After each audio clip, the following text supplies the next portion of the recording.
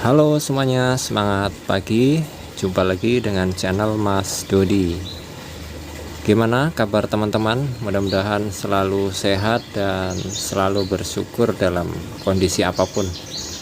Kali ini kita akan melakukan pemeriksaan rem ya teman-teman. Jadi brake system atau rem itu harus diperiksa secara berkala. Idealnya itu sebenarnya antara 10.000 sampai 20.000 kilometer. Tapi kalau kilometer itu tidak tercapai, usahakan itu setiap setahun sekali ya teman-teman harus melakukan pemeriksaan pada sistem rem ini. Tujuannya adalah untuk bisa mendeteksi kemungkinan atau kerusakan kecil yang terjadi di sistem pengereman, sehingga bisa segera untuk dilakukan perbaikan atau penggantian. Oke teman-teman, kita akan buka dulu bannya ini, rodanya kita lepas, baru nanti akan kita periksa sistem pengereman di roda bagian belakang ini dulu. Oke teman-teman, ini bannya sudah kita lepas dan sekarang kita tinggal melepas ininya teman-teman, melepas tromol atau brake drum. Ini ada penguncinya, ini ada skrup di sini. Dan untuk membuka ini kita harus menggunakan obeng ketok biasanya ya. Kalau obeng biasa nggak bisa.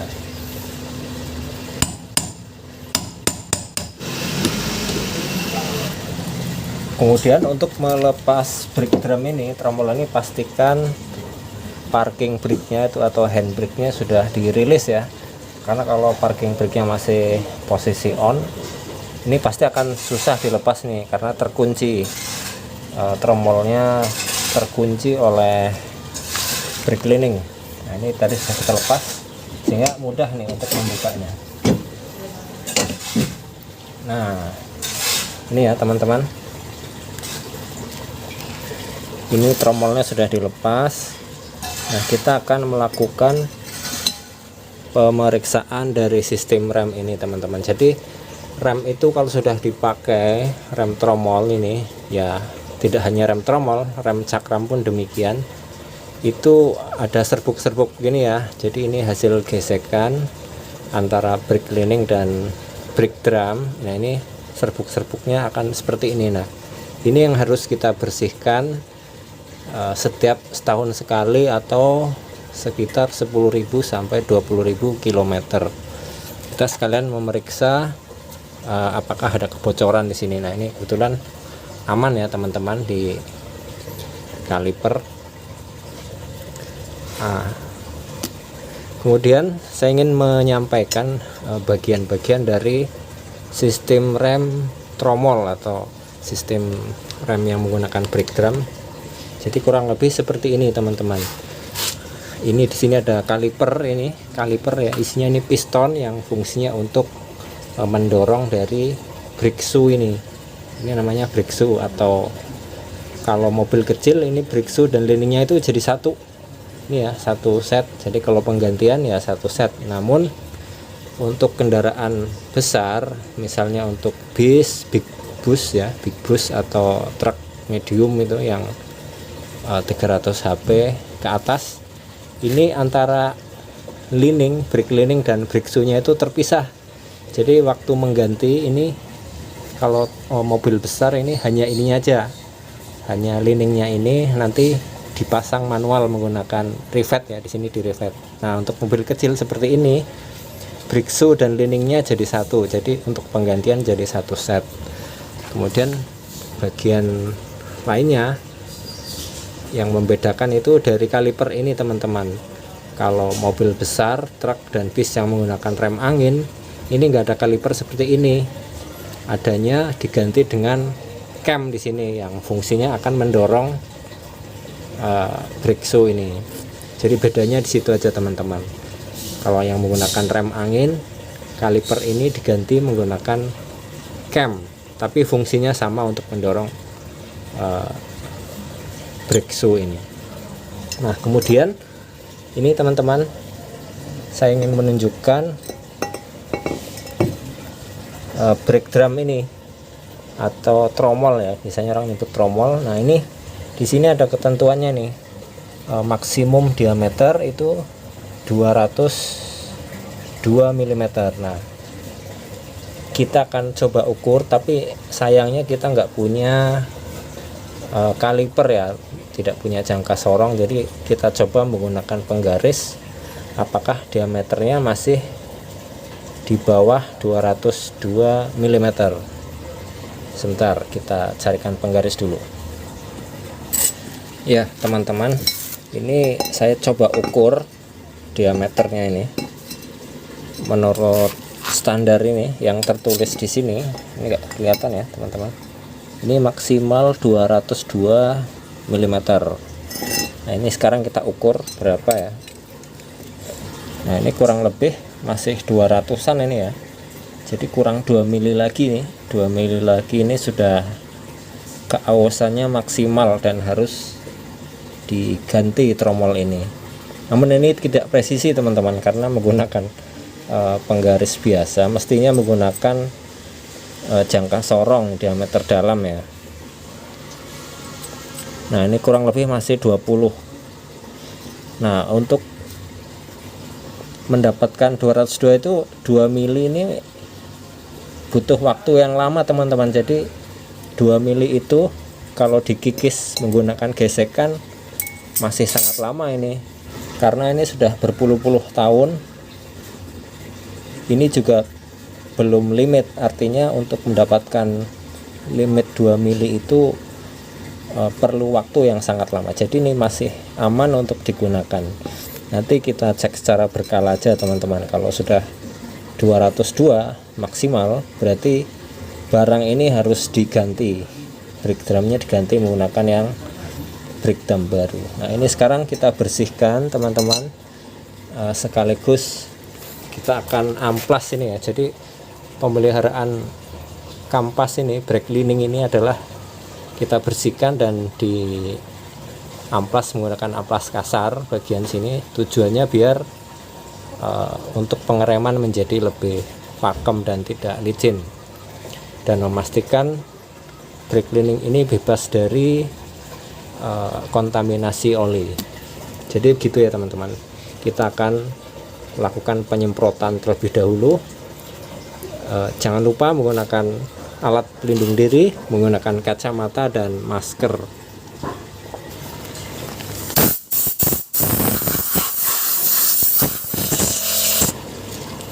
Ya sekarang kita amplas bagian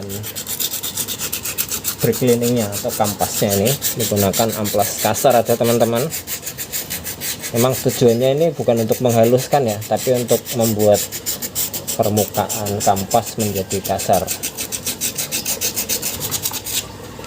Dan perlu diketahui teman-teman, ini kampasnya masih sangat tebal ya, masih oke. Walaupun ini kampas ini terakhir diganti itu tahun 2022 bulan Oktober. Jadi memang setiap ada pekerjaan di kendaraan ini saya selalu mencatat di buku, jadi bisa terlihat sejarahnya teman-teman, kapan spare part di kendaraan ini diganti. Nah ini kurang lebih usianya 2 tahun lebih teman-teman, 2,5 tahun ya. Nah kondisinya masih seperti ini, masih sangat tebal. Jadi ini artinya ini belum perlu dilakukan penggantian kampas rem. Nah sebenarnya kampas rem itu setiap berapa tahun diganti ya? Kalau kampas rem itu tidak ada batasnya teman-teman, artinya tergantung dari kebiasaan mengemudinya itu sendiri. Kalau si driver sering sekali nginjak pedal rem, otomatis kampas rem ini akan cepat habis.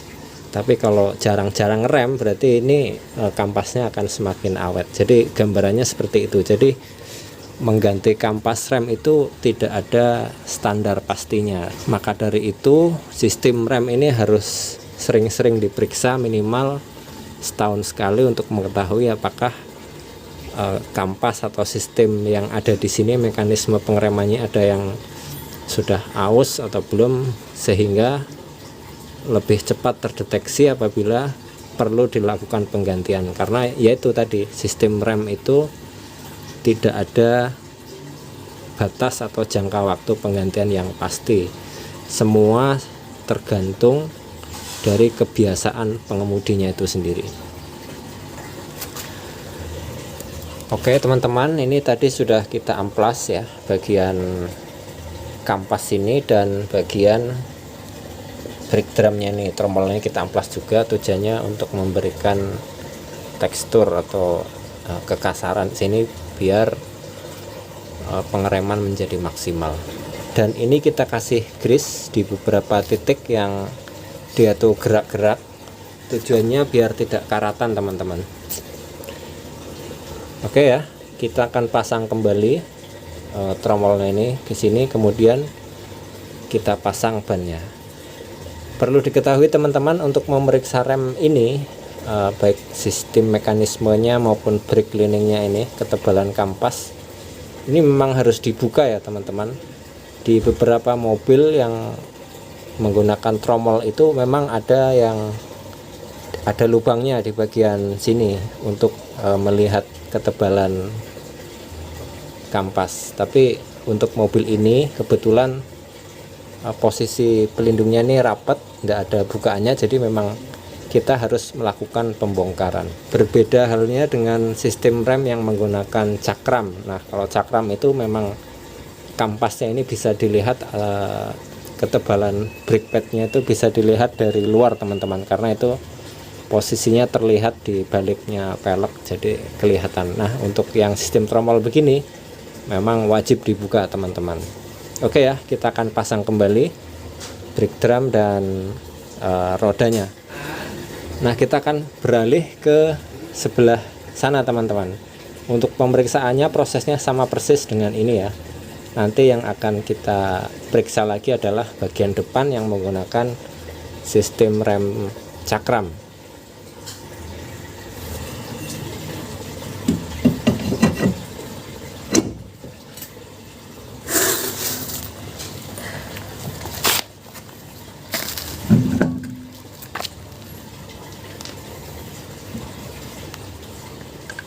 Oke teman-teman, tadi kita sudah melakukan pemeriksaan rem di roda bagian belakang baik kanan dan kiri. Nah, sekarang kita mau melakukan pemeriksaan rem bagian depan, yang mana untuk bagian depan ini, roda depan, remnya menggunakan cakram.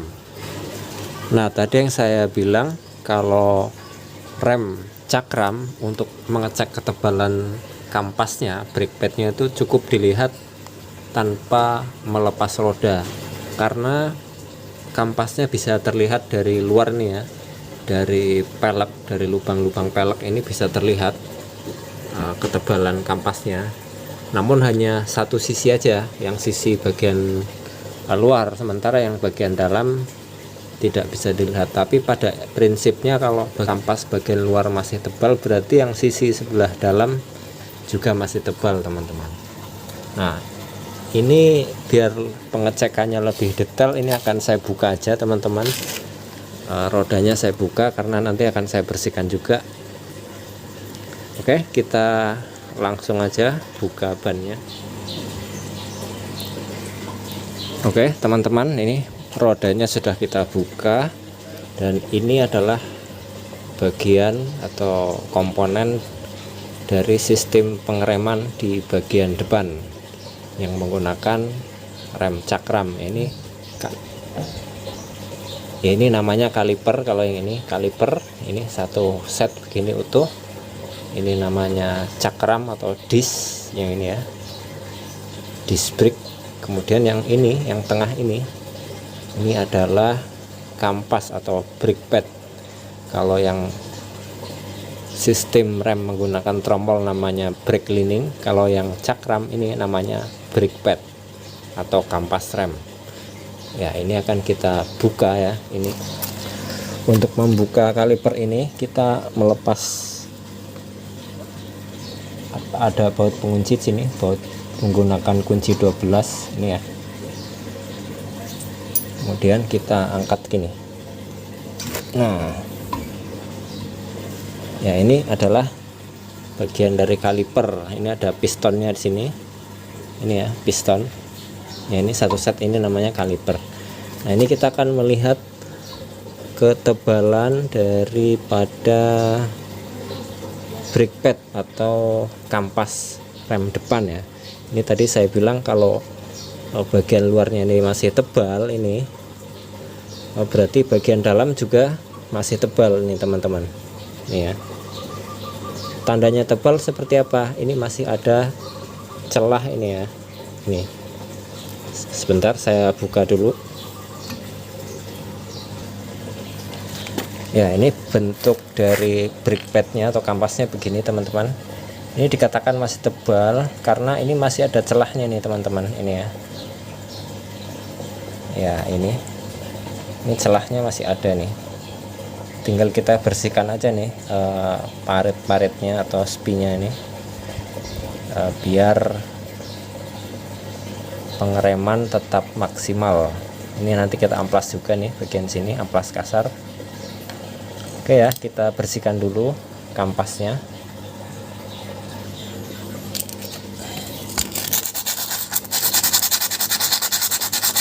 Celah-celahnya kita bersihkan teman-teman. Jadi celah ini fungsinya selain untuk pendinginan, ini untuk menampung serbuk-serbuknya teman-teman ya. Jadi ada serbuk dari kampas ini yang hasil gesekan itu terjebak di sini, makanya kita harus bersihkan. Oke teman-teman, ini tadi sudah kita bersihkan, sudah kita semprot, dan sekarang kita pasang kampasnya. Ini tadi kita kasih grease di sini ya teman-teman. Jadi kita kasih grease di bagian yang ini bergerak ini biar tidak berkarat. Kita pasang kembali penguncinya.